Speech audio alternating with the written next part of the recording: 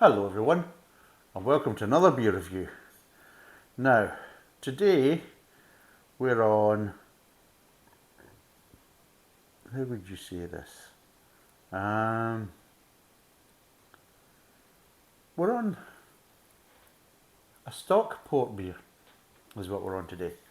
And I haven't tried this one, so this is a new one for me. And we're on Unicorn's Copper Ale, which is quite a nice bottle, quite a nice design and a nice label, so that's nice, isn't it? And hopefully this will be quite nice. Hopefully. I've been doing a couple of Scottish beers reviews recently that are still to come out, and I just hope to God that this doesn't follow that trend. But yes. So yes, it's a 4.3%, 500ml bottle, roughly about £2. There's a bit of spill on the back. Let's see if it's informative and well balanced, as hopefully the beer is, or if it's all hype and bullshit. So, brewed since 1896, for those who know how to appreciate the best of Britain's distinctive beers, Unicorn Premium Ale is light and refreshing with a full-bodied flavour of rich hops, a malt, a long dry finish with hints of fruity citrus. Oh, there you go, eh? What was that bloody C word again? And I used to wonder when I was growing up in that day, but why do women not like the C word? And I actually thought it was see you next Tuesday they were referring to, but it turns out it's probably citrus. But yes, nothing more mentioned in it. But yes, it's brewed by the Frederick Robinson Brewery, Stockport. There you go. So there we go. The Robinson's Brewery. I thought they made barley water. Right, so what do I put this in? I will put it in more traditional glass.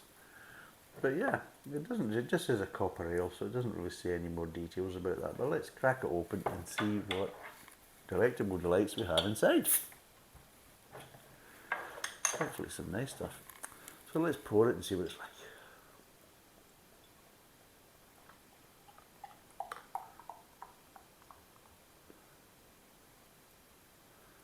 Ooh, good pour. That's a better one. So yes, it's a kind of a lighter brown, kind of copperish colour.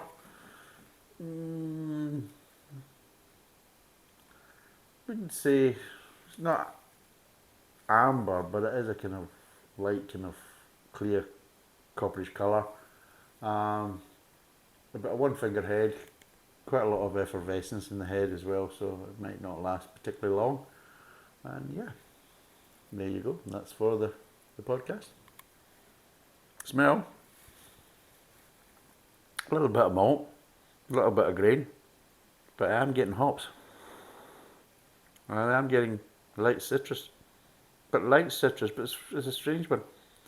The citrus is kind of melting in with the malt aromas.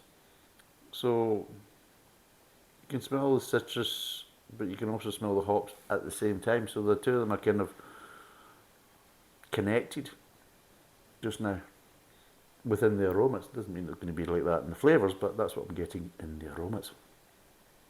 But yeah, it smells actually quite nice. It does. It smells inviting. That's what it smells of. Just thinking, it smells quite nice. If the flavours kind of match up, then it could be a nice beer. The problem is, that's the thing is, I mean, there's plenty of good beers out there that you'll smell and there's not really any aromas at all, and you're thinking, it smells of nothing really. But it's a nice beer. It tastes really nice. And then other ones you can smell and you think, that smells really quite nice. And yeah, the aromas are just, yeah. If it tastes as good as it smells, we're in for a good one, and then it just falls absolutely flat. Either certain flavours that you actually smell, the aromas that you actually smell aren't really there in the flavours, or they're very weak, and you're thinking, it's just, what's happened? You know, you got the aromas right, but the intensity of the actual flavour of the beer is just not there. And That's just the situation we live in, but let's see what this is like.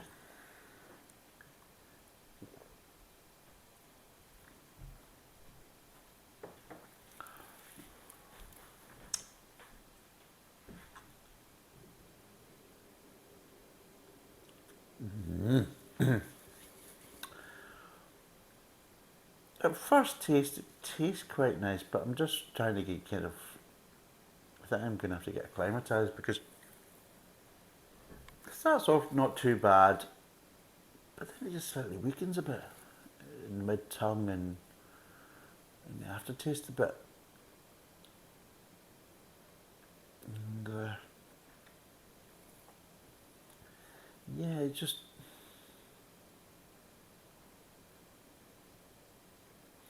let's try something. Let's get some more into me and see what they're going to say.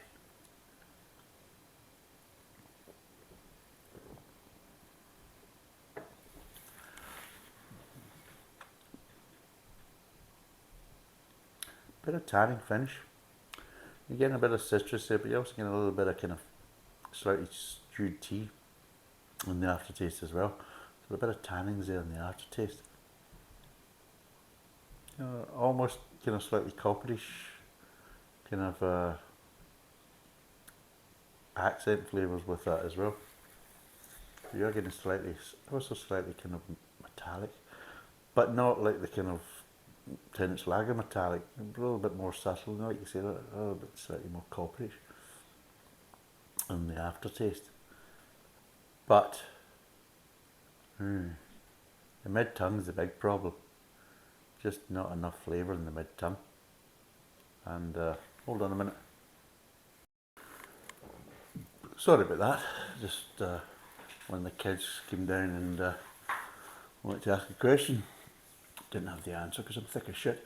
But that's life. But yeah, to get back onto this beer. Yeah. It's just, I just feel it starts off not so great on the start of the mouth, but okay. And then it just drops off. It's just like the flavour's just, it's quite watery in the mid-tongue.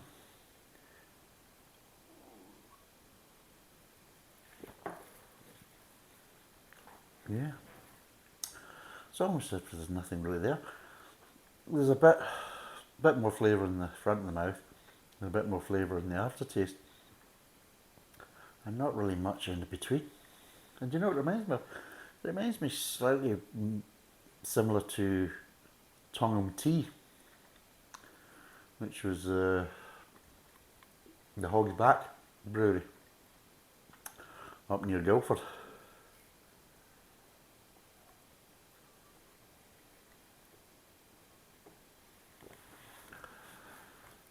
But yeah,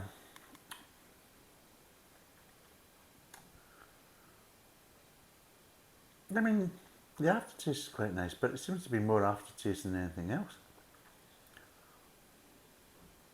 I mean, it's not a bad beer, but it's just, the balance is slightly all over the place a wee bit. It's just not really anything there in the mid-tongue. It's like void. It's like, let's ignore the mid-tongue. Let's start off with the front of the mouth and then go straight to the aftertaste and forget anything in between.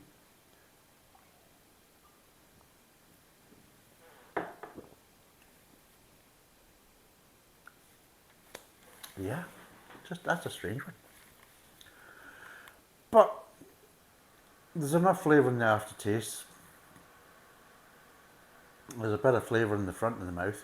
Probably could be a wee bit stronger, but again, if they're trying to make it more sessionable, then, but between the two,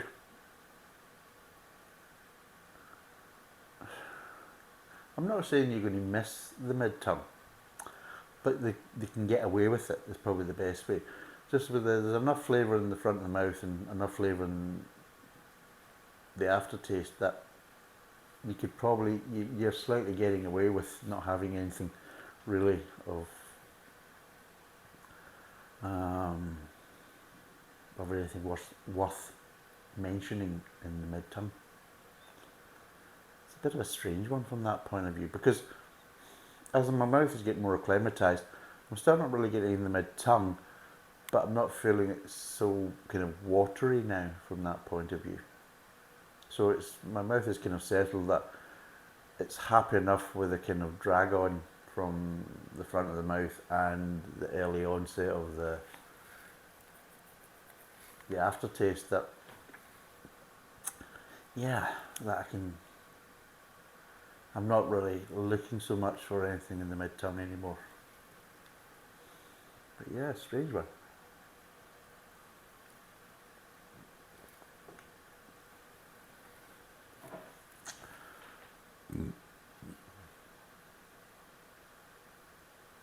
The Unicorn Premium Ale is a light and refreshing and full-bodied flavour of rich hops and malt. A long dry finish. Well, that is quite a long aftertaste. Dry. Well, there's a bit of bitterness there. There is that kind of tanning, that kind of slightly stewed tea as well. There. It's ever so slightly kind of copper tones as well. But yeah, I honestly really don't know what to make of this beer, to be totally honest. It's a bit of a strange one. The problem is what I don't need to make it is, normally with these type of things I would probably say this isn't my cup of tea, and to a certain degree I would probably say it isn't my cup of tea, but there is certain flavours that I just seem to I find quite nice. I'm not going to say I like, but I just find quite nice. And that's a kind of strange thing, because one part of me is saying, well, no, what the hell's going on here? Where's my tongue for a start? What's going on with the flavours? And why isn't there a mid-tongue and everything else? And then other parts of me saying, well, I don't know what's really going on here, but I quite like that flavour. That's quite a nice flavour, and that's quite a nice flavour. And the finish overall, the aftertaste is quite nice. So there's that. There's a kind of slight conflict going on with me. There's one side of me is like, no, and the other one saying, no, it's actually not so bad. And I'm kind of having an internal argument with myself going on right now. So the swearing will probably start quite soon. Effing and jeffing. I didn't do that. I wouldn't do that. I'm not that type of person. I don't swear much. But yeah, as I'm getting more acclimatised to it, it's still kind of lagging in the mid-tongue, but there's enough there at the front of the mouth and the aftertaste to kind of support it. It's actually not too bad. It's not too bad. And I'm actually, to a certain degree, kind of enjoying it. I mean, as you can see, I've drank basically at least half of it anyway. And yeah, I maybe say it's a bit watery, and I think I might not be really a true reflection, because I just feel that it's lacking in the mid-tongue, and because it doesn't really have any kind of discernible kind of flavours that are in the mid-tongue, that might give you that kind of appearance of being a bit watery. But overall, so there's some decent kind of flavours and a decent kind of intensity, especially, excuse me, in the aftertaste. The aftertaste has probably got a lot. It's where the most flavour really is in the aftertaste. The front of the mouth is a kind of lighter introduction, thinking like, well, this is what we're going to be starting off with, and what we're going to continue with is aftertaste. You know, it's like that. So it's not heavily intense flavours in the front of the mouth, but they're enough and nice enough to think, oh, well, it's not the best start, but it's quite a good start. And then you think, well, where's it going to go on in the mid-tongue? And it's like, well, fuck the mid-tongue, and then let's go straight to the aftertaste. And that's what it basically feels like. And because you just get that little kind of period between the dissipation of the front of the mouth and the start of the aftertaste, it just slightly goes kind of light on you, and it just gives you that feeling of slightly watery. But it isn't, it just, there's no flavour in the middle to kind of join the front of the mouth and the aftertaste together so much. And it's just a bit, yeah, it's a bit strange. It really is.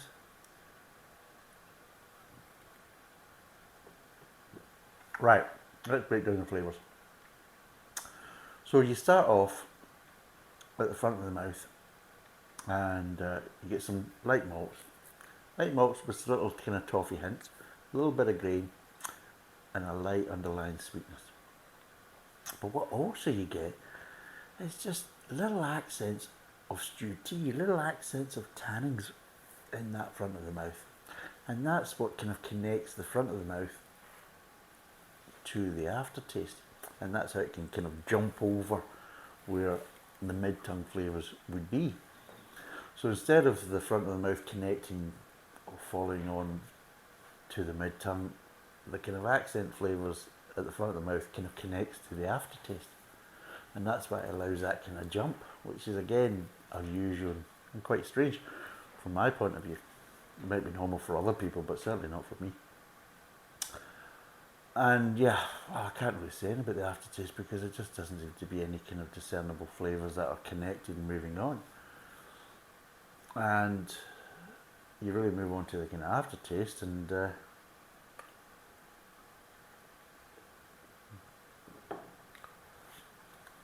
you get a little bit of citrus, a little light bitterness. You still get a little bit of maltiness in the aftertaste, and you also get this, again, the tanning accents, just with slightly, but again it's very strange because it might not be, because it's quite unusual to get the kind of maltiness in the aftertaste to the level it's got. And unfortunately sometimes with